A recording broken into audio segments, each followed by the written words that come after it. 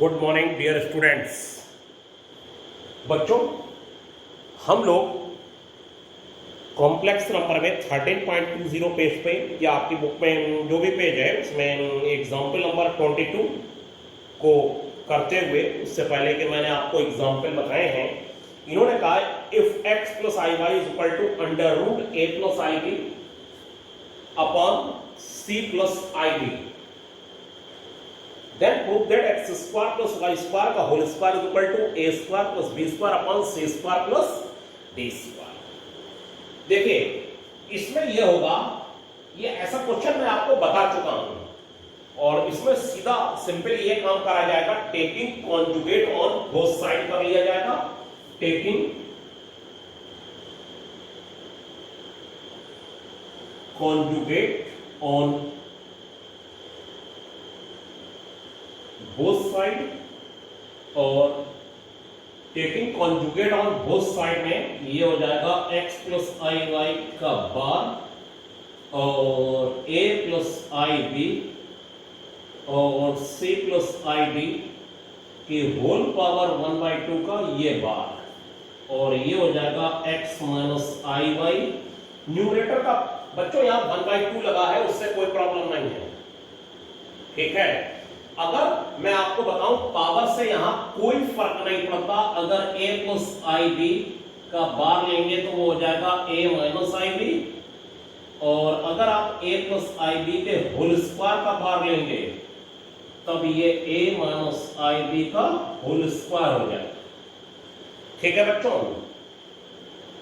कैसे हो जाएगा आप जरा इसको देखिए। क्या आप कहेंगे सर जो पावर है उसमें भी क्या कॉन्जुगेट काम करता है? जरा देखिए, ये हो जाएगा a square plus i square b square plus 2i a b और ये हो जाएगा बच्चों a square plus i square b square और प्लस का जो है ये इसका जब कॉन्जुगेट लेंगे ये a प्लस आई बी का whole square a square plus i square b square plus 2i a b, ये बच्चों माइनस की वैल्यू हो जाएगी यहां पर और माइनस की वैल्यू हो जाने के बाद प्लस का 2i a b हो जाएगा, ठीक है।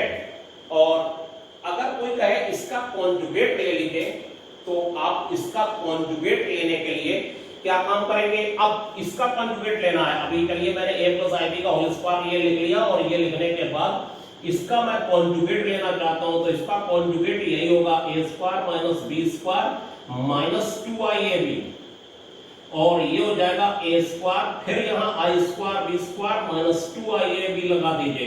देखिए ये क्या बन गया, a माइनस आई बी का होल स्क्वायर बन गया। देखिए मैंने आपको क्या बताया, a प्लस आई बी का होल स्क्वायर था, ये हो गया a square plus i square b square plus 2i a b और i स्क्वायर की वैल्यू माइनस हो गई बच्चों। माइनस लगाने के बाद यहां पर मैंने अब यहां पर इस लाइन में कॉन्जुगेट लिया है, कॉन्जुगेट, और कॉन्जुगेट ले लेने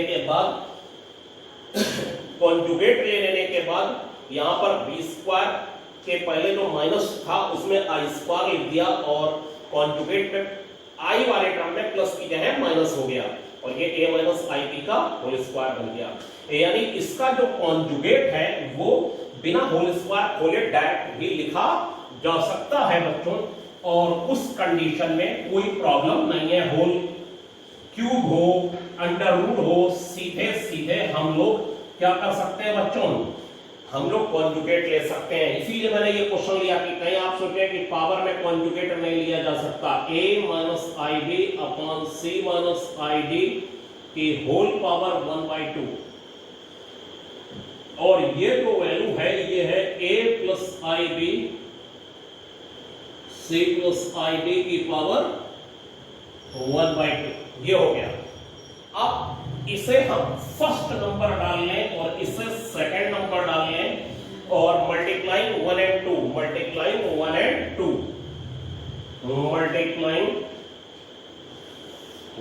2 और वो कंडीशन होगी x plus i y x minus i y, ये हो गया a plus i b c plus i b a minus i b c minus i, ये हो गया। ये बच्चों हो गया x square minus i square y square, x square minus i square y square, और ये हो गया a plus i b upon c plus i b, और ये हो गया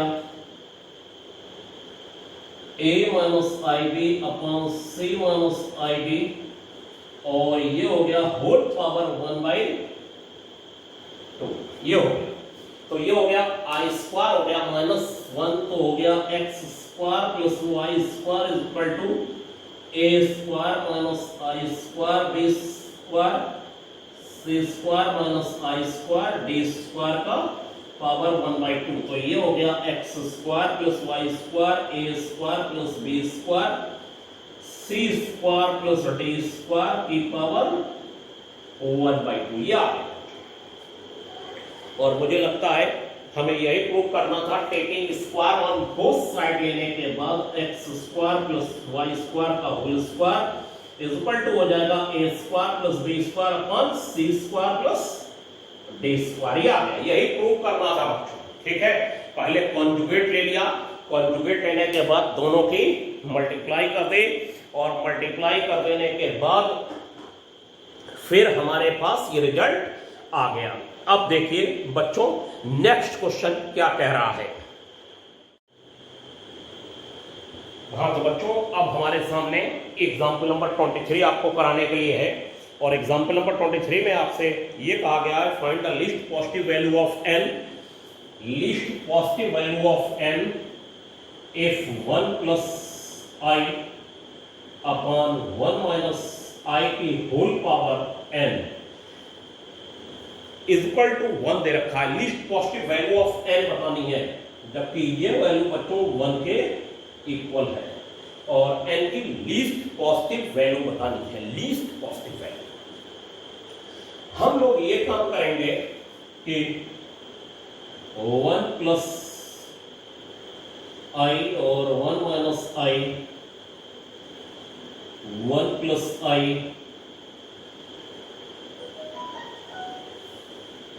दिस, n की वो लीस्ट वैल्यू बतानी है जिसके लिए टोटल वैल्यू 1 बनती है। तो हम लोग इसके कॉन्जुगेट से न्यूमरेटर डिनोमिनेटर में मल्टीप्लाई डिवाइड कर देंगे, और ये हो जाएगा 1 प्लस आई का होल स्क्वायर, और ये हो जाएगा 1 माइनस आई स्क्वायर की होल पावर n, और इज इक्वल टू 1। और बच्चों ये हो जाएगा 1 plus i square plus 2i, और ये हो जाएगा 1 प्लस 1 इज इक्वल टू 1, ये और ये कैंसिल हो गया, और बच्चों ये n चल रहा है, और ये हो गया 2i अपॉन 2 की whole power n is equal to 1, 2 से 2 कैंसिल, i की power n is equal to 1 हो गई, और i की power n is equal to 1 हो गई। तो लीस्ट पॉजिटिव वैल्यू पूछ रहे हैं, लीस्ट पॉजिटिव वैल्यू n की कितनी होगी। तो बच्चों हम लोग यहां पर ये दिखाएंगे i की power n is equal to i की power 4, then n is equal to 4 हो जाएगा, n इज इक्वल टू 4। ये n इज इक्वल टू जो 4 है यही least positive value of n होगी, जिसके लिए i की पावर n 1 बना हुआ है। इसके बाद 8 पर होगा। अब आप सोच रहे होंगे 0, तो लीस्ट पॉजिटिव वैल्यू पूछ रहा है, लीस्ट पॉजिटिव वैल्यू 0 नहीं ली जाएगी इसमें, ठीक है। वैसे 0 पॉजिटिव भी होता है, प्लस 0 निगेटिव भी होता है, -0। बहुत सारे लोग कहते हैं पॉजिटिव भी है नेगेटिव भी है, लेकिन ना वो पॉजिटिव इंटीजर में रखा जाता है ना वो नेगेटिव इंटीजर में रखा जाता है, आप ऐसा पढ़े होंगे, ठीक है। तो हम लोग यहां पर इसमें लीस्ट पॉजिटिव वैल्यू चाहते हैं। लीस्ट पॉजिटिव वैल्यू जब चाहते हैं, बहुत सारी बुकों में ये दे रखा है least positive integer, least positive integer, तब फिर यही रिजल्ट आता है। तो यहां पर थोड़ा सा कंफ्यूजन जरूर है आपको बुक में, लेकिन उससे आप कंफ्यूजन में मत रहिए। Least positive value n is equal to 4 होगी, फिर 8 हो जाएगी, फिर 12 हो जाएगी। अब बच्चों 24 नंबर का एग्जांपल है, और 24 नंबर के जो एग्जांपल में ये कहा गया है कि 3 + 2i theta, 3 + 2i theta, sorry sin theta upon 1 minus 2i sin theta is purely real. 1 minus 2i sin theta is purely real. इसको प्योरली रियल होने के लिए थीटा की कितनी वैल्यू होनी चाहिए, ये प्योरली रियल होने के लिए थीटा की कितनी वैल्यू होनी चाहिए, इसे हम लेट कर लेते हैं z, और z कर लेने के बाद 3 plus 2i sin theta 1 minus 2i sin theta, और ये हो जाएगा 1 minus 2i sin theta और 1 plus 2i sin theta, और ये प्लस हो गया। ये प्योरली रियल का मतलब है इसका इमेजिनरी पार्ट बच्चों हो ही ना वो जीरो हो, इमेजिनरी पार्ट हो ही ना वो जीरो, ठीक है।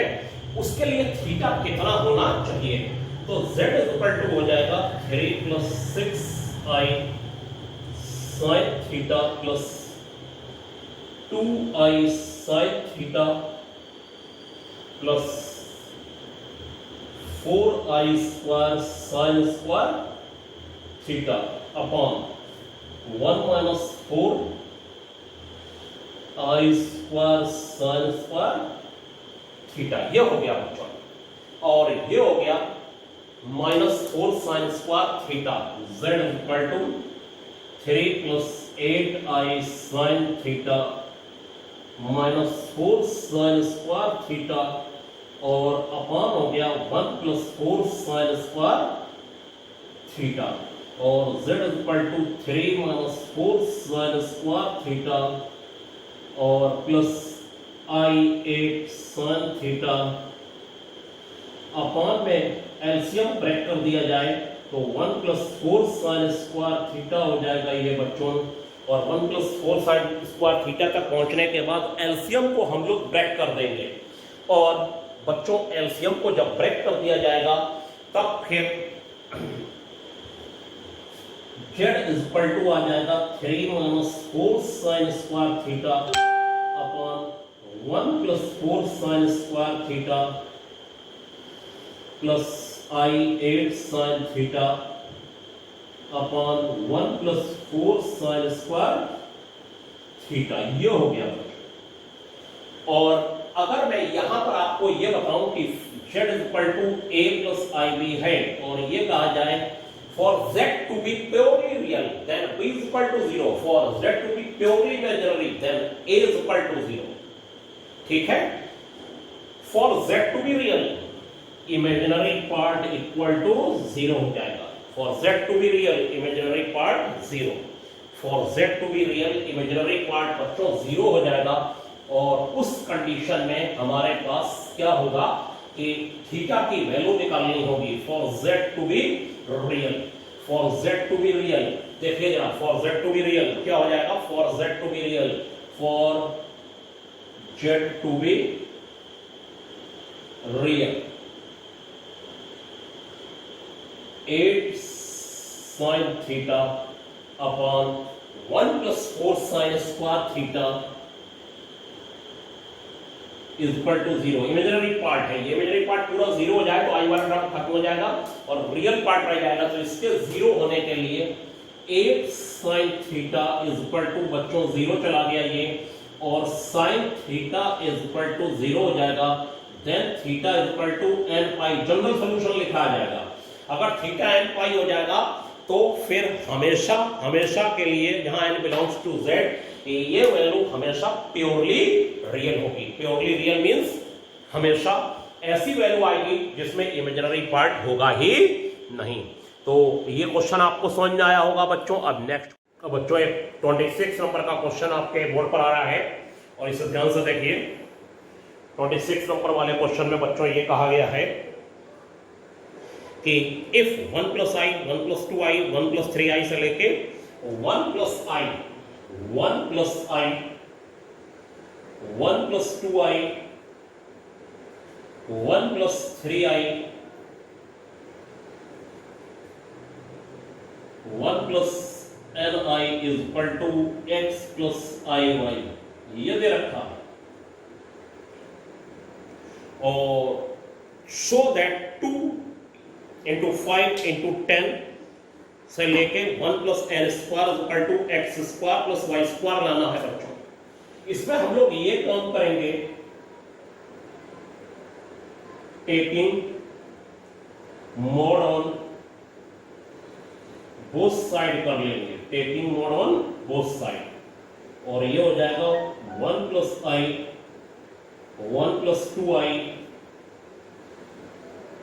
1 प्लस 3i से लेके 1 प्लस ni, और तब बच्चों ये हो जाएगा x प्लस आई वाई आ गया, taking mod on both side. ये क्वेश्चन अच्छा है, बहुत इंपॉर्टेंट क्वेश्चन है बच्चों। और इस क्वेश्चन को